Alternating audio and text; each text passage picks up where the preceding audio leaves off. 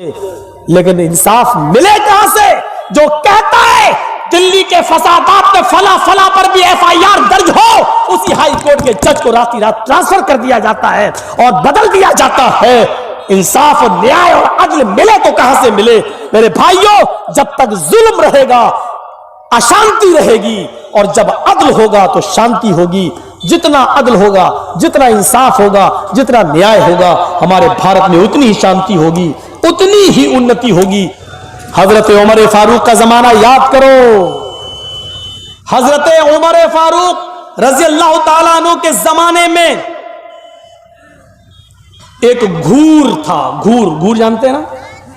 मोहल्ले का कचरा, घरों का कचरा एक जगह जो फेंका जाता था, जो गंदगी जहां फेंकी जाती थी, उसी को घूर कहते हैं। तो उस एक घूर था, उस घूर पर उमर फारूक की पुलिस को एक आदमी की लाश पड़ी हुई मिली। और सुनो, उस जमाने में सीसीटीवी कैमरे नहीं थे। हजरत उमर फारूक को एक आदमी की लाश मिली, पुलिस तलाश करने लगी कातिल को, लेकिन पूरा साल गुजर गया, कातिल पकड़ में नहीं आया। कातिल पकड़ में नहीं आ सका।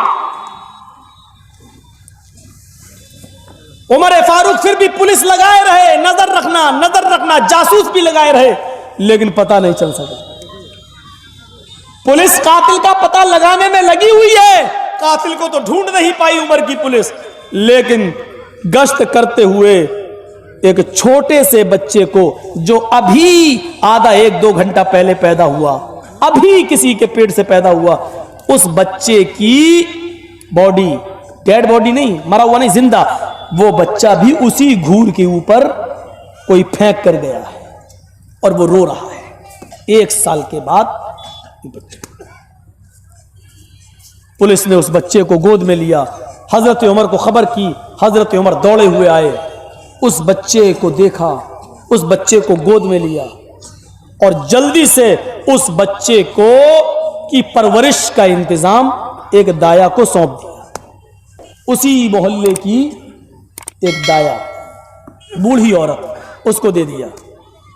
और हजरत उमर फारूक ने कहा पुलिस से, इसी जगह लाश मिली थी कातिल मकतूल की, हाँ, इसी जगह पर यह बच्चा भी मिला, कहा अब कातिल पकड़ जाएगा इंशाअल्लाह। सीखना चाहिए आज की कुर्सियों पर बैठे हुए हुक्मरानों को हजरत उमर फारूक से। अच्छी बात कहीं से मिले तो ले लेना चाहिए। हम महात्मा गांधी से अच्छी बात ले सकते हैं, कृष्ण जी से अच्छी बात ले सकते हैं, रामचंद्र जी की अच्छी बातें हम ले सकते हैं। अगर कोई इस्लामी हुक्मरा अगर अच्छी बात दे रहा हो या अच्छा काम किया हो तो उसकी बात को लेने में कोई हर्ज नहीं है। हजरत उमर ने कहा अब कातिल पता चल जाएगा। जिसको बच्चा सौंपा कि इस बच्चे को तुम पालोगी, उस औरत से कहा इस बच्चे की परवरिश तुम करोगी, इसको दूध तुम पिलाओगी, इसको खाना पीना तुम खिलाओगी, और इस बच्चे का वजीफा बैतुल माल से तुम्हारे घर पहुंचेगा। जब तक ये बच्चा तुम्हारे पास परवरिश पाएगा, उमर तुम्हें उसका खर्चा देगा। और याद रखना, जब ये बच्चा चलने के लायक होगा, 1 साल का, 1.5 साल का, 2 साल का, तो इस पर कड़ी नजर रखना और मुझे चुपके से बताना कि इस बच्चे को कौन अपने घर ले जाता है, कौन इसको चूमता है, इस बच्चे से ज्यादा दिल किसका लग रहा है, इस बच्चे से सुबह से लेकर शाम तक कौन अपना दिल बहला रहा है। जब ये बात तुम्हें पता चले तो इसका राज किसी को नहीं बताना, सिर्फ मुझे बताना। 1-1.5-2 साल तक वो बच्चे को पालती रही, परवरिश करती रही।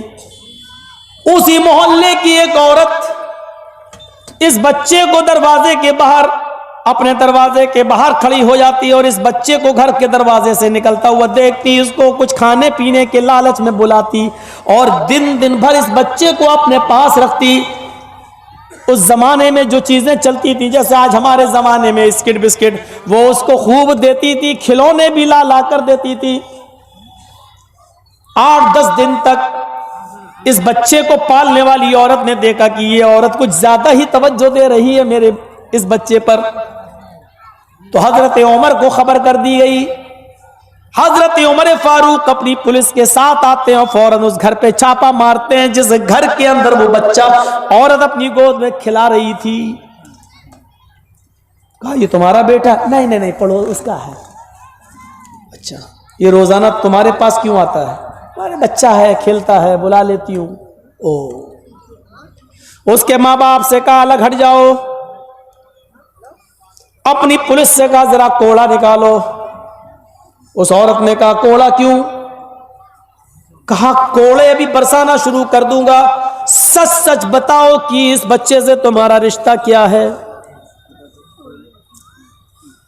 कहने लगी अमीरुल मोमिनीन, आप कहना क्या चाहते हैं? कि मैं कहना यह चाहता हूं कि यह बच्चा तुम्हारा है और जिसका इसका जो बाप है, जिसकी लाश उस घूर के ऊपर मिली थी, वही इस बच्चे का बाप है। मैं उसके कत्ल के बारे में जानना चाहता हूं कि उस आदमी का कातिल कौन है, इसलिए मुझे सच सच बताओ। अगर ये बेटा तुम्हारा है तो वो तुम्हारा शौहर होगा, उसको तुमने कत्ल किया होगा। उसने कहा अमीरुल मोमिनीन, जब बात की नजाकत आप समझ ही गए हैं तो अब थोड़ी देर मेरी बात भी सुन लीजिए। अपनी बात पूरा कहने का हक है मुझे और आपको सुनने का हक है। अगर मेरी बात पर आपको विश्वास हो तो मानना, वरना मुझे भी कत्ल के जुर्म में कत्ल कर देना। हाँ, उस आदमी को मैंने ही मारा है, ये मैं अभी कबूल कर रही हूं, लेकिन क्यों मारा है उसकी वजह बाबा आप जान जाइए। कहा बताओ क्या है? कहा अमीरुल मोमिनीन, अब गौर से सुनिए। मेरे घर में एक औरत काम करती थी, झाड़ू पोछा लगा दिया करती थी, खाना बना दिया करती थी, हम उसको मेहनत मजदूरी दे दिया करते थे। एक दिन मेरे घर की काम वाली को किसी सफर में 1-2 महीने के लिए जाना पड़ गया। मैंने उससे कहा कि फिर मेरे घर का क्या होगा? उसने कहा मेरी बहन मुझे माफ करो, तुम्हारे घर में खाने पीने की, झाड़ू पोछे की तकलीफ नहीं होगी। मेरे घर में एक जवान बेटी है, मैं उस बेटी को आपके घर छोड़ जाऊंगी, वो खाना बनाती रहेगी, झाड़ू पोछा करती रहेगी, और चूंकि मैं भी घर पे नहीं रहूंगी इसलिए वो आपके घर में रहेगी। आपके घर में मेरी बेटी आपकी बेटी की तरह रहेगी, आपकी बहन की तरह रहेगी। आप उसके ऊपर निगरानी रखना, आप उसके ऊपर नजर रखना, हमें भी इत्मीनान रहेगा कि मेरी बेटी ठीक है। मैंने कहा इसमें कोई बुराई नहीं है, तुम जाओ और अपनी बेटी को मेरे घर छोड़ जाओ। अमीरुल मोमिनीन, इशा की नमाज के बाद वो औरत मेरे घर में अपनी बेटी छोड़ गई और अपने सफर पे चली गई। अमीरुल मोमिनीन, रात में थोड़ी देर उस लड़की ने कुछ काम किया, मैंने सोचा कि इसको कहां सुलाऊं, मेरे पास सो जाए, इसमें बुराई क्या है। मैंने उस लड़की को अपने ही बिस्तर पर अपने पास सुला लिया, लेकिन इस लड़की की मां ने मुझे बहुत बड़ा धोखा दिया। रात जब पूरी तरीके से छा गई, उसके चेहरे से, उसके हुलिये से, उसके बालों से, उसके कपड़ों से मुझे बिल्कुल फील नहीं हुआ कि ये लड़की नहीं लड़का है। अमीरुल मोमिनीन, आधी रात गुजर जाने के बाद उसने अपने कपड़े उतारे और वो पूरी तरीके से मेरे ऊपर हावी हो गया। उसने मेरी इज्जत को तार तार कर दिया। वो लड़की नहीं थी, वो लड़का था। उसने मेरी इज्जत को छल्ली चल्ली कर दिया और जब उसकी गिरफ्त कमजोर हुई, उसने मेरे हाथ पैर को छोड़ा। उस वक्त मैं बेबस थी, अपने आप को बचा नहीं सकती थी, सिवाय रोने के मेरे पास कोई रास्ता नहीं था। मैं अपने साथ जिना हो जाने के बाद उठी तो घर के आंगन में एक छुरी पड़ी हुई थी जिस पर मेरी नजर पड़ गई। मैंने उस छुरी को उठाया और अपने जज्बात पे कंट्रोल न कर सकी, वो भी जिना करके लेटा ही था कि मैंने ताबड़तोड़ उसके ऊपर हमला कर दिया। मैंने इसलिए मुझे ये डर हुआ कि अब इस लाश का क्या किया जाए। तो अंधेरे का फायदा उठाकर मैं अपने घर से इस लाश को ले गई और मैंने करीब के घूर के ऊपर मैंने डाल दिया। अमीरुल मोमिनीन 2-4-5 दिन के बाद एहसास हुआ कि मुझे कत्ल नहीं करना चाहिए था, बल्कि आपको खबरदार कर देना चाहिए था और पूरी बात बताना चाहिए था। लेकिन डर था कि कहीं वो ये ना कह दे कि मैंने जिना नहीं किया। आप उसको सजा नहीं देते क्योंकि 4 गवाह मेरे पास नहीं थे, इसलिए वो बच जाता, इसलिए मैंने ही खुद उसको सजा दे दी। लेकिन 5-6 दिन के बाद एहसास हुआ कि मुझे कत्ल नहीं करना चाहिए था, लेकिन अब हो गया तो क्या करती। लेकिन उसने जो जिना मेरे साथ किया उसका हमल भी मेरे अंदर रह गया, मेरे पेट में उसका बच्चा ठहर गया। मैं उस बच्चे को गिराने के बारे में सोचती थी, लेकिन फिर सोचती थी कि इस मासूम का जो मेरे पेट में पल रहा है इसका क्या कसूर है, मैं इसको नाजायज क्यों मारूं, इसकी गलती क्या है। एक कत्ल तो मैं कर चुकी, अब मैं इसका कत्ल नहीं करूंगी।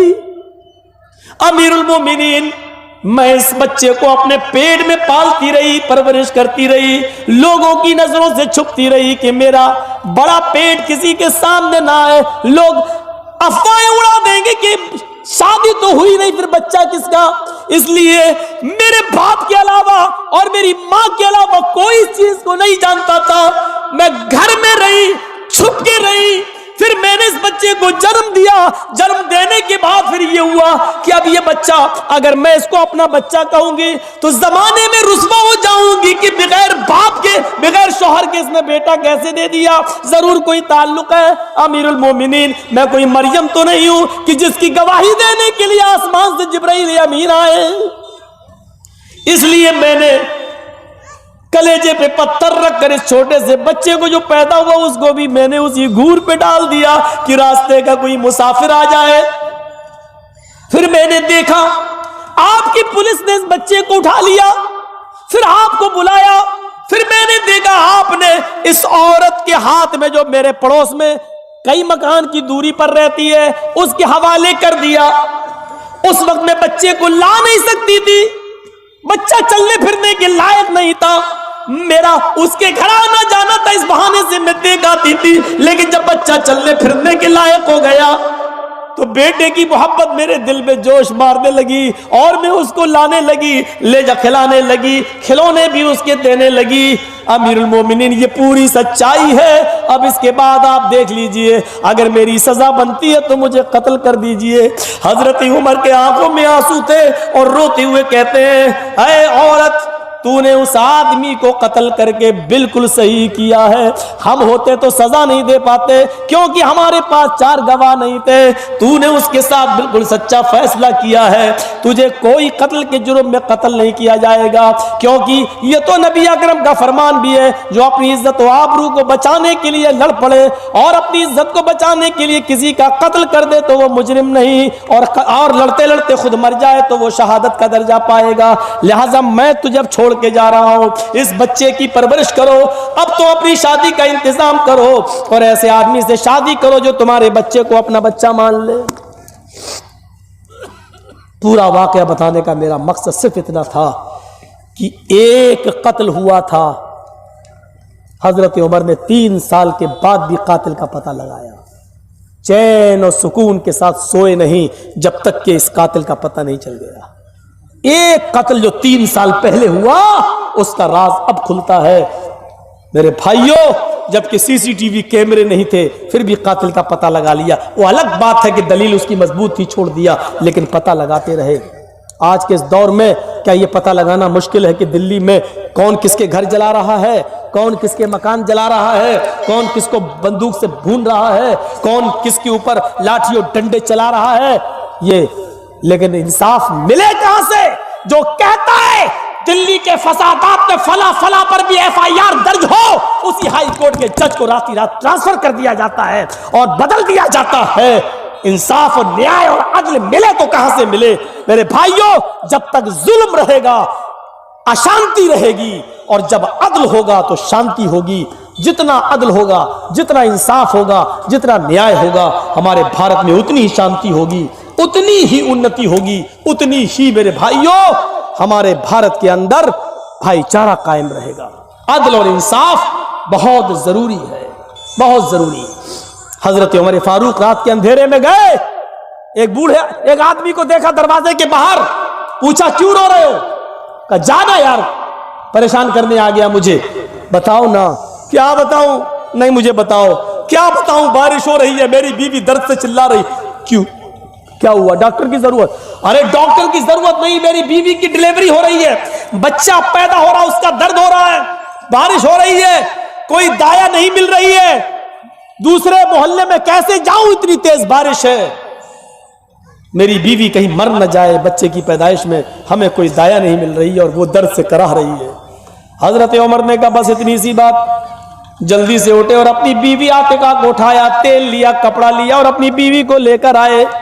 बीवी आज बहुत बड़ा जिहाद का काम करना है, तुम्हारी यहूदी बहन या मजूसी बहन आज दर्द से परेशान है, तुम उसकी देख रेख करो। जैसी वो अंदर गई, तेल वेल के जरिए उन्होंने बच्चे को नीचे सरकाना शुरू कर दिया, मालिश करना शुरू कर दिया, कपड़ा इस्तेमाल करती रही। वो एक्सपर्ट थी दाया के काम में, और थोड़ी देर के बाद बच्चा पैदा हो जाता है, रोने की आवाज आती है। हजरत उमर ने पूछा आतिका सही सलामत तो है? अंदर से आवाज आती है अमीरुल मोमिनीन, अपने दोस्त को खुशखबरी सुना दीजिए, अल्लाह ने तुम्हें बेटा दिया है। ये दोनों बातें कर रहे थे, अंदर से उमर की बीवी की आवाज आई अमीरुल मोमिनीन। इस आदमी ने जो यहूदी या मजूसी था देखना शुरू कर दिया, आप कौन है? आपने कहा नहीं मैं खादिम हूं। आप अमीरुल मोमिनीन हैं, आप उमर हैं? हजरत उमर कहते नहीं मैं खादिम हूं, मुझे अमीर का दर्जा क्यों दे रहे हो? मैं खादिम हूं और मुझे अल्लाह ताला ने लोगों की खिदमत के लिए पैदा किया है। का अमीरुल मोमिनीन, इस यहूदी और मजूसी घर पर आपने अपनी बीवी को लाकर एक बहुत बड़ा एहसान किया। हजरत उमर कहते हैं खादिम ये नहीं देखता कौन यहूदी है, कौन ईसाई है, कौन मजूसी है। तुम मेरी जेरे इक्तिदा, मेरी जेरे सरपरस्ती में रहते हो, खादिम हूं मैं। खादिम का सही तर्जुमा मैं करूं? खादिम, खादिम जानते हो ना? आपसे पूछूं खादिम का तर्जुमा क्या? आप कहेंगे खिदमत, सेवा करने वाला। नहीं, आज के मौजूदा हालात के मुताबिक खादिम का तर्जुमा होगा चौकीदार। सही तर्जुमा ये, मैं तुम्हारा चौकीदार हूं, और चौकीदार ये नहीं देखता है कि कौन यहूदी है, कौन ईसाई है, कौन हिंदू है, कौन। अगर देखा जाए तो सबका साथ, सबका विकास, सबका विश्वास, ये नारा जो आज लगा रहे हैं हमारे देश के प्रधानमंत्री जी, ये नारा हजरत उमर फारूक ने लगाया नहीं था, लेकिन इस पर अमल करके 1400 साल पहले दिखाया था। आज वो ऐसी चौकीदारी की जरूरत है, सिर्फ जबान से बोलने की नहीं बल्कि दिल से करने की भी जरूरत है। अल्लाह ताला हमारे देश में अमन व अमान कायम रखे।